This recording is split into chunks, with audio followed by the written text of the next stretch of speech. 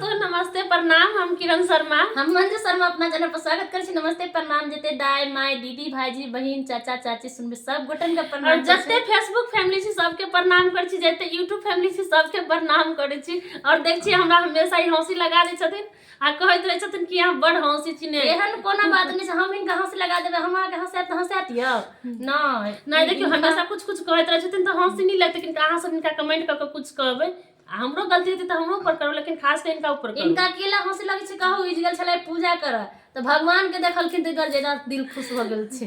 भगवान के देखलिए तो बजे देख के बहुते खुश भेलिए कि राम सीता के जोड़ी से हो चलखिन और बजरंग बली बाबा चलखिन, तै के लके हमरा बहुते खुशी मन भेले।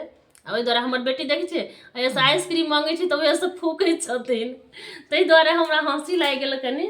प्यारा सा बेटा विवाह गीत हम सब बनवा जा रहल छी, अहाँ सब जरूर सुनब, जरूर कमेंट करब। उन्हें तो अहाँ सबके प्यारा आशीर्वाद देख के बहुते खुश छी, बहुते प्यारा आशीर्वाद दे रहल छी और ज्यादा प्यारा आशीर्वाद देब तो और खुश रहबे। एहना ते हमेशा आगा बढ़बैत रहो। बहुत सुंदर बेटा विवाह गीत सुनावा जा रहल छी। देख चैन खाइ है खाना नहीं खेने छथिन तै के लक एहन कोनो बात नहीं छै, हम कनी व्रत में छी तक व्रते जाके आवाज ये नहीं चाहिए, अभी झूठ बाजी है।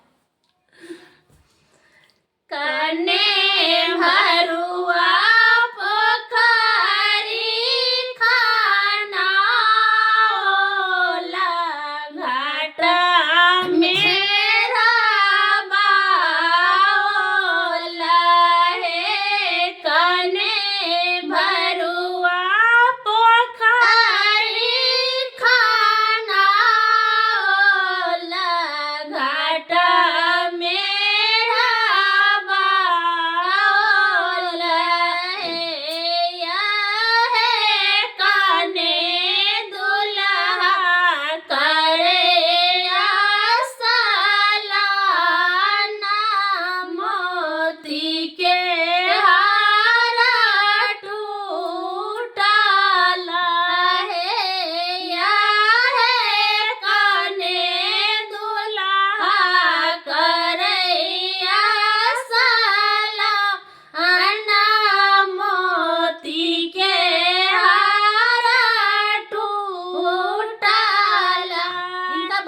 अभी हाथ गोर भजे ना इनका छोड़ देबे गीत जखन हम गनाई त एकर बटिक डाउन हो जेतै पूरा। नहीं देखियो इनका जक हमरा हंसी लागल।